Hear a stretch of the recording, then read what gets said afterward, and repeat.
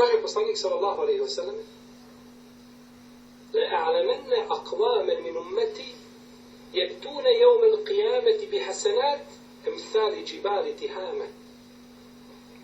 Ja znam ljude iz moga ummeta koji će doći na sudnji dan sa dobrim tijelima kao što su brda Tihame. To su velika brda.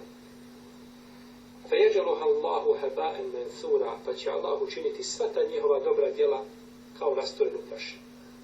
Znači dođe čovjek, to su brda i brda dobrih djela, no međutim nikakve koristi nema. Pa su kazali Allahu poslaniče, obavijesti nas o njima da znamo te ljude, ko su, šta su.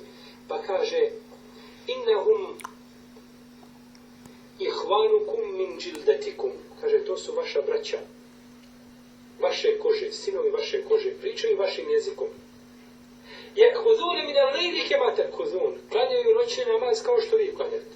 Pogledajte svoj stav njihov. Međutim, ima jedan problem u tome svema. Šta je to?